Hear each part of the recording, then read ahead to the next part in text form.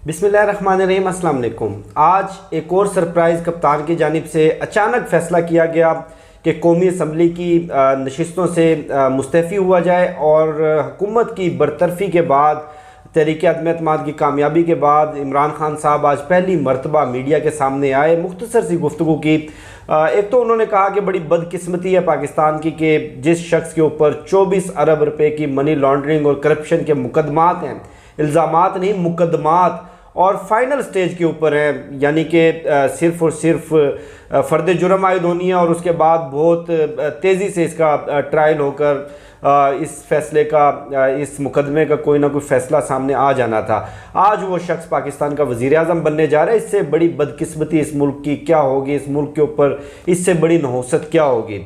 बहुत सारे लोग सवाल कर रहे हैं, एक डिबेट चली हुई है कि क्या इस्तीफ़े देने का फ़ैसला दुरुस्त था, गलत था, क्या ये लड़ाई कौमी असम्बली के अंदर, पार्लियामेंट के अंदर रहकर ज़्यादा मौसर तरीके से लड़ी जा सकती थी, क्या ये कोई जज्बाती फ़ैसला है जो बाद में इनको कोई पछतावा होगा। बहुत सारे इस तरह के सवालात, कोई आइनी सियासी बहरान सर उठाने को, क्योंकि अगर 150 नशिस्तों से तहरीक इंसाफ इस्तीफ़ा दे देती है, इस्तीफ़े मंजूर हो जाते हैं, KP असम्बली तहलील कर दी जाती है या वहाँ से भी इस्तीफ़े दे दिए जाते हैं, पंजाब से भी इस्तीफ़े दे दिए जाते हैं, तो एक बड़ा अजीब सा माहौल बन जाएगा। क्योंकि इलेक्शन कमीशन तो वाज़े तौर पर कह चुका है कि 90 दिन के अंदर अंदर इंतखाबात मुमकिन नहीं है। देखिए, बहस तो चल रही थी, बहस तो उस रोज़ से चल रही थी जिस दिन तहरीक अदम एतमाद कामयाब हुई कि इस्तीफ़े दे देने चाहिए, लेकिन बहुत सारे लोग मुखालिफ थे, बहुत सारे लोग इसके हमायती थे, जो थोड़े से हार्ड लाइनर थे। वो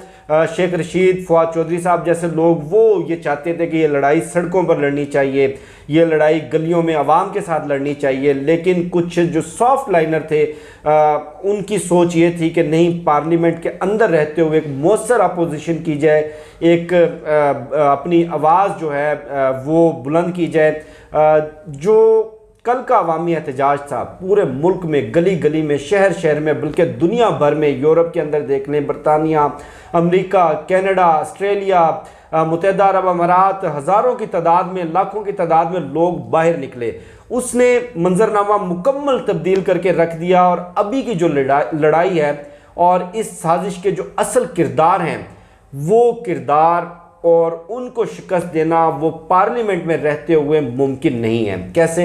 आप देखें कि आपके पास नो डाउट आप नशिस्तों के एतबार से, अददी एतबार से पार्लियामेंट की सबसे बड़ी पार्टी है, 150 नशिस्तें आपके पास हैं, लेकिन 150 नशिस्तें होने के बावजूद बड़ी बदकिस्मती कह लें या आप इसको कुछ भी कह लें, बड़े अफसोस की बात है कि आप ना तो कोई कानून साजी कर सकते, ना कानून साजी के अमल में कोई रुकावट डाल सकते, और ना आप हुकूमत के लिए कोई बड़ी मुश्किलात खड़ी कर सकते, आप कुछ भी नहीं कर सकते स्वाय शोर शराबा करने के। अब जो सियासी किरदार, जो सियासी चेहरे जो हमारे सामने हैं, शहबाज शरीफ, आसिफ अली जरदारी, मौलाना फजलुर रहमान, बिलावल भुट्टो, ये अपनी जगह, लेकिन रात के 12 बजे अदालतें किसने खुलवाई और रातों रात हुकूमत बनने से पहले पहले ECL में नाम डलवाना, FIA की रेड लिस्ट, रेड अलर्ट जारी करना और गैर मामूली नकलो हरकत। आप समझ जाएं इलेक्शन कमीशन का डट जाना कि 7 माह से पहले इंतखाबात मुमकिन नहीं है। और जो 3 अप्रैल का फैसला है, वो जिस तरह से स्पीकर की रूलिंग को कालअदम करार दिया गया, गैर आइनी करार दिया गया, और जिस तरह से सख्त तरीन फैसले दिए गए तहरीक इंसाफ के ख़िलाफ़, इन हालात के अंदर आज जो शहबाज शरीफ की तकरीर थी, उस तकरीर ने भी बहुत सारी चीज़ें वाज़े कर दी, क्योंकि उन्होंने कुछ रिलीफ पैकेजेस का ऐलान किया। अब आप देखें, इन लोगों की मुनाफकत का अंदाज़ा लगाएं कि एक तरफ कहा जा रहा है कि ख़जाना खाली है, मईशत तबाह होगी, बर्बाद होगी, करंट अकाउंट डेफिसिट, तिजारती खसारा वगैरह वगैरह, और दूसरी तरफ ख़जाने के मुंह खोल दिए गए हैं कि लैपटॉप्स भी देंगे, 10% पेंशन में भी इजाफा करेंगे, हम मज़ीद भी रिलीफ देंगे, जो मिनिमम वेज है वो 25,000 कर दिया गया।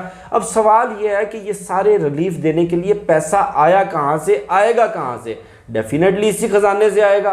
जो 22 अरब डॉलर का ज़र मुबादला इमरान खान साहब छोड़ कर गए हैं, 30 अरब डॉलर की एक्सपोर्ट छोड़ के गए हैं, 6,500 अरब रुपए की टैक्स कलेक्शन छोड़ के गए हैं, वही पैसा आवाम में डिस्ट्रीब्यूट किया जाएगा, कर्जे लिए जाएंगे, कर्जे लेकर बड़े बड़े प्रोजेक्ट्स बनाए जाएंगे। बहरहाल जो शहबाज शरीफ की टून थी, उस टून ने आज वाजे कर दिया कि इनका इरादा अगले 90 रोज़ में या 6 माह में इलेक्शन करवाने का नहीं है।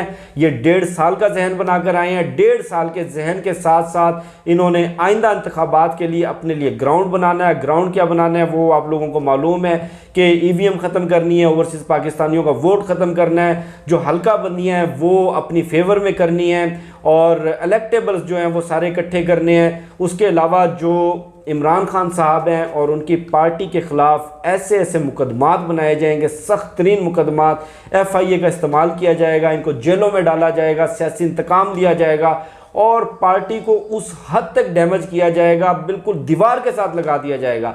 और अभी जो मोमेंटम बना हुआ है, जिस तरह लोग बाहर निकले हैं, जिस तरह अवाम ने एहतजाज किया है, जिस तरह अवाम ने इम्पोर्टेड हुकूमत नामंजूर का ट्रेंड चलाया, जो कि 3.5 मिलियन ट्वीट्स के साथ अभी भी टॉप ट्रेंड है ट्विटर के ऊपर।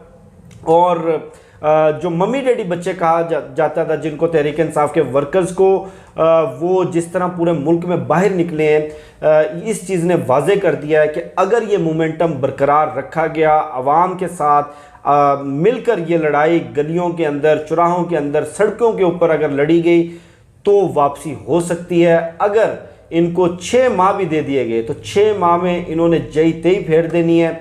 इन्होंने, मैं आपको बता रहा हूँ कि ये मसनूई तौर पे डॉलर को भी नीचे लेके आएंगे, ज़र मुबादला का कबाड़ा निकाल देंगे, भारी सूद के ऊपर पाकिस्तान की तारीख के सबसे बड़े कर्जे लिए जाएंगे, वो कर्जे फ्लोट किए जाएंगे, उसके बाद सरकारी जॉब्स दी जाएंगी। आप देखें कि वो हिंदी की मिसाल है कि पूत के पाँव पालने में ही नज़र आ जाते हैं। तो पूत के पाँव आज की तकरीर में कुछ नज़र आ गए, आइंदा चंद रोज़ के अंदर मज़ीद भी नज़र आ जाएंगे। अगर ये मोमेंटम तोड़ दिया गया, अगर ये जो एक हाइप बनी हुई है इमरान खान के मकबूलियत की, ये खामोश होकर बैठ गए, पार्लियामेंट में तकरीरें करते रहे, पार्लियामेंट के अंदर ही अपोजिशन करते रहे, तो फिर इनके हाथ कुछ आने वाला नहीं है। क्योंकि जिन लोगों ने प्लान किया है, उनका प्लान सिर्फ हुकूमत से निकालना नहीं था, उनका प्लान इमरान खान को ख़त्म करना है, उनका प्लान तहरीक इंसाफ को ख़त्म करना है, उनका प्लान तहरीक इंसाफ के नज़रिए को ख़त्म करना है। क्योंकि जिस भानुमती के कुंबे को लाकर बिठाया गया है, मुसल्लत किया गया है, ये ताना देते थे 5 नशिस्तों का कि जी आपकी हुकूमत तो 5 वोटों पे खड़ी हुई है। शहबाज शरीफ को आज 175 वोट मिला, यानी कि सिर्फ 3 वोट ज़्यादा। और वो 3 वोट किसके थे? अली वज़ीर के थे, जो फ़ौज को गालियाँ देता है। वो 3 वोट किसके थे? मोहसिन दावड़ का था। वो तीसरा वोट किसका था? नाज़िम जोखियों के कातिल जाम करीम का था। और जो इस साजिश के किरदार हैं, जो असल चेहरे हैं, जो पर्दे के पीछे छुपे हुए हैं, उनका जो इलाज है, उनका इलाज सिर्फ़ और सिर्फ ताकत की ज़ुबान है, उनका इलाज सिर्फ़ और सिर्फ डंडे की ज़ुबान है। जितना उनको गालियाँ दोगे, जितना उनके खिलाफ बयानात दोगे, जितना उनको रगड़ा लगाओगे, जितना उनको दीवार के साथ लगाने की कोशिश करोगे, उतना ही आपके लिए पावर कॉरिडोर्स में वापस आने की पॉसिबिलिटीज़ बनेंगी। आप गुजरांवाला के जलसे में देख लें, वो जो लंदन में जो भगोड़ा बैठा है, जिसकी क्लच प्लेटें ख़राब हो गई थी, उसने किस तरह की बदजुबानी नहीं की। आप मोहसिन दावड़ को देख लें, आप अली वज़ीर को देख लें, आप मौलाना फजलांडू को देख लें, आप मरियम नवाज़ को देख लें, इनके बयानात देख लें। अगर इनको स्पेयर कर दिया गया और ये बड़ी एक आइडियलिस्टिक अप्रोच रखते हुए, नहीं जी पार्लियामान में लड़ाई लड़े, नहीं जी पार्लियामेंट की सरबुलंदी के लिए, आइन की सरबुलंदी के लिए, यहाँ कोई आइन नहीं है। आइन का जो आइन खाइन इन्होंने सिंध हाउस में किया, वो पूरी कौम ने देख लिया। मकर का जवाब मकर से दिया जाएगा और ताकत का जवाब ताकत से दिया जाएगा, बदजुबानी का जवाब बदजुबानी से दिया जाएगा, तब वापसी मुमकिन है।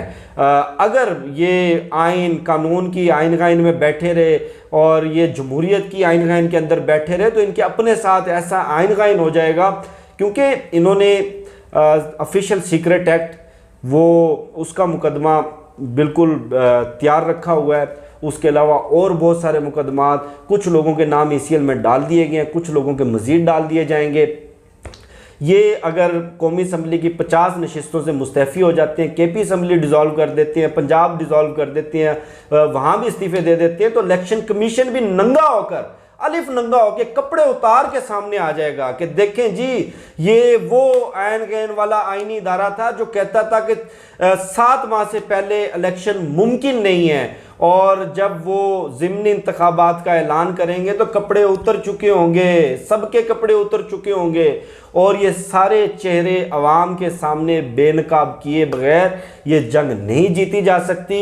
और इतलात ये हैं कि ईद के तीसरे रोज़ लॉन्ग मार्च का भी प्लान है, और ये 2 टोक फैसला, कश्तियाँ जला दी गई हैं, सबका हिसाब किया जाएगा, सबसे एहतसाब किया जाएगा, जो जो इस साजिश का हिस्सा थे इंशाल्लाह उन सब के चेहरों से नकाब भी उतरेंगे और उनको कटहरे में भी लाया जाएगा। लेकिन लड़ाई सड़कों पर लड़नी पड़ेगी, इन लोगों को एक्सपोज करना पड़ेगा। अगर स्पेयर कर दिया तो कुछ नहीं बचना, मैं दावे से कह रहा हूँ, मेरी बात लिख के रख लें, कुछ नहीं बचना।